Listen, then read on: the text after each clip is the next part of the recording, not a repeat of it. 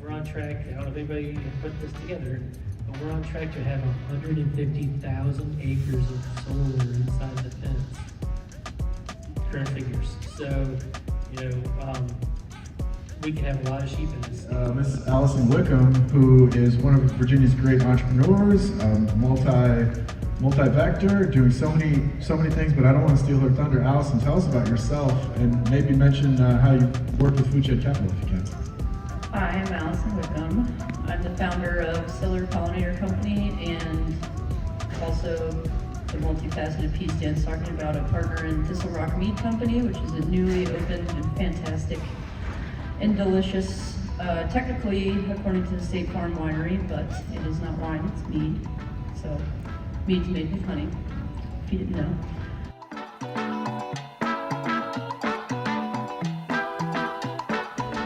I come at this from the last about 5 years working in agrivoltaics and becoming probably the biggest nerd there is about it. I've had the good fortune to travel all around the country and see, dozens and dozens of agrivoltaic sites and how this can work in different communities, what resonates with different places, looked at the community engagement, what they can grow, what they can graze, what they can raise, and seen, the possibility of this. My background is environmental engineering. I did a lot of mine site cleanup like you, a lot of brownfields work, a lot of Superfund work, and I'm very, very interested in getting the maximum use out of the land. I started working in interdisciplinary projects when I did my PhD work. That was what it is in interdisciplinary studies. And at the same time I was working at a nonprofit and I wound up heading their energy program and doing a lot of conservation work, a lot of solar work and low income energy work. And we also did local foods work. So I helped run some programs like the Energy Corps group with AmeriCorps and then Food Corps. And so when I first heard about this intersection between agriculture and solar, I just about lost my mind. I needed to know everything about it and got to work in it for the next many, many years. And what became really clear to me as I did it, I said this yesterday, was who's actually doing it, and it was ASCA. So I was really, really excited to get the opportunity to come and work with a group that is just truly all in for agrivoltaics and is truly doing it and is farmer-led. So that's where I'm coming from, and that's what I bring. Amazing. I'm one of the co-founders of Energy Right. We're a nonprofit based here in Virginia. We were founded in 2022 by myself and Skylar Zunk. And like I said, we're a 501c3, so our whole goal is to educate. From a cultural perspective, the history of tribes and the treatment of tribes. You're sort of now hearing more, it's more in fashion. And consultants, like in bold research, Which I think Tamara Athley reviewed in her presentation. Wanted to talk a little bit about myself. I'm Michelle Holiday, and I've been a consultant for about 12 years.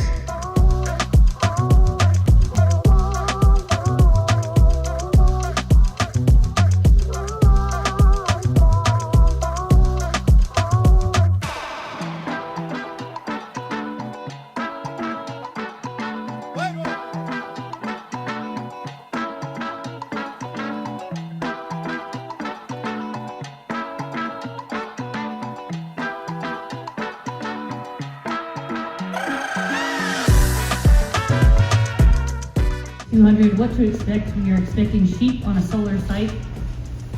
This is the brainchild of Val on the end. Last year when we were talking about this, we realized that we need to educate people and make it less scary and make you feel more comfortable with getting sheep on site. So we've got this really great panel. I'm super excited about each one of these individuals and what they have to bring to you today. So I'm going to start with Dr. Varnell, and everybody's going to do their introduction, and then we'll get rolling with our panel.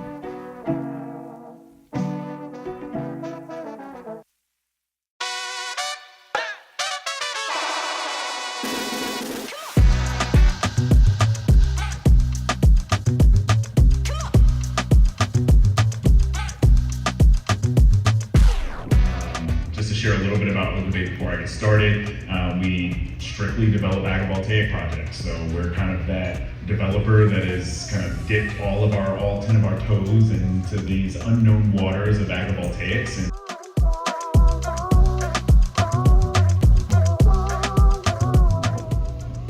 we do a lot of community engagement. I have a team that works in the field, and we do open houses. We have a website for all of our projects that are in development, and it's really important for us to be pretty transparent about our practices. And most of the time, communities don't even think about mowing the grass or anything about it. They're there to find out that this, large project is coming. They've heard about it. They are likely neutral to negative if they've showed up. Usually the people who are gung-ho don't show up. Unfortunately, if you have solar or batteries coming to your community, please show up. And when we start to talk about sheep grazing, it's just a complete disconnect. People are like, oh, what? Like, they don't know that that's a possibility or a thing. And we start to talk about that, and then we're talking less about the contents of a solar panel. There may or may not be made in the United States. And it just really shifts the conversation to this, place that they can kind of engage with us and learn something, even though they may have come for some different expectations. But they want to know how it works. I know I wanted to know how it works. One of my first questions I asked Jess and Marcus was like, well, where's the barn? Is there a barn? Like, great, awesome, pictures of barns for my website. No, there's no barn. Like, there's a lot of basic stuff that is interesting to share with people, and it's all for the, health and wellness, usually of the animals and the economy.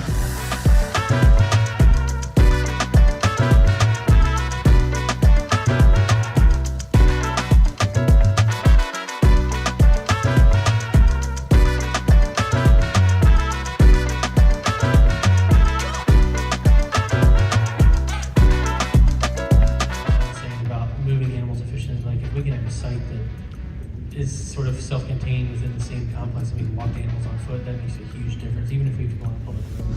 But learning things that have changed as we've scaled, is like as we got more sheep, we're able to have a higher animal impact, and so we weren't having to necessarily subdivide the pastures with temporary electric fencing as much, especially on the bigger farms we have individually fenced arrays. We'll just stock for the average size of that array and move the sheep after a period of time. So. But it's really just figuring out this staffing thing and helping people learn how to manage these large landscapes as things grow. But as things grow, you're dealing with more people at different levels at these companies. But like under construction, you're dealing with, you have to learn how to deal with, there's an ice guy, there's someone bringing core matting, there's somebody bringing popsicles, there's somebody bringing gravel. There's, the gates are open a lot, and just having to deal with interpersonal relations and having to interact with all these different folks, that's been a huge learning curve as this has grown. It's just, you're just touching that many more people at different scales, and you don't know, like John said, like, you don't know who knows what you're talking about or not, so you don't want to talk down to anybody, but you find yourself explaining things to somebody that already knew what you're talking about. You can have very healthy sheep for 12 months of the year if you put in the right amount of preventive investment in their health. Vaccines are a component.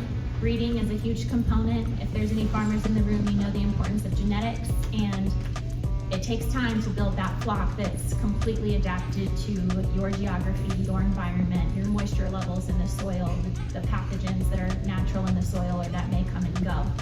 So to expect some mortality, some death, that's going to happen with any production animal operation. We're talking chickens, cattle, sheep.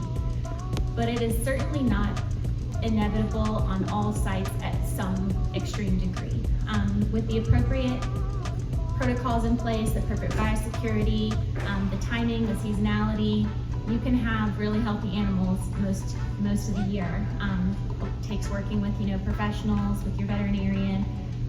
It takes working with your O&M to make sure that they understand, at certain times of the year I might need to have more access than others, and of course you expect to have access pretty frequently anyway. But what I've learned, and of course we're all learning, this is a very new industry, what I've learned is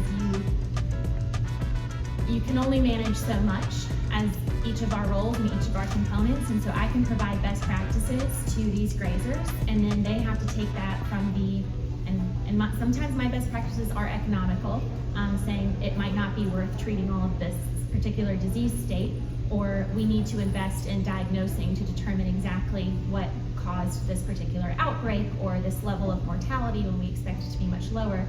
So we have to navigate that and have a relationship with each other.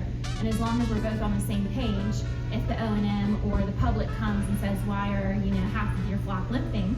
Well, there's a disease called foot rot or something else that could potentially cause it. We're managing it, we've created a vaccination for it.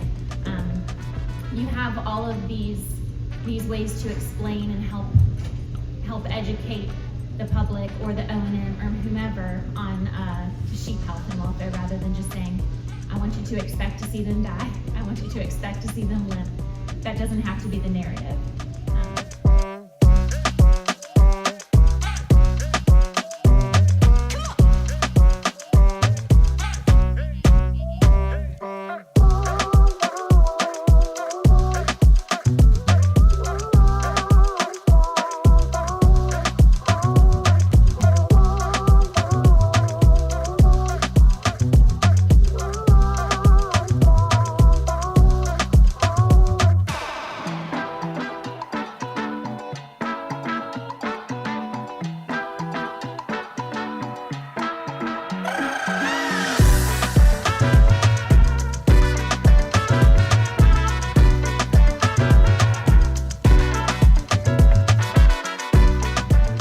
Shows what happened to farming in the post-war America. Right? So there was this big boom in the late 1800s through the post.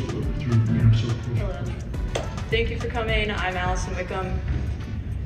I am the founder of Siller Pollinator Company, which is a Charlottesville-based pollinator-focused company. I'm also a minority shareholder in Thistle Rock Mead Company. So if you partake in alcoholic beverages, come see us in Charlottesville.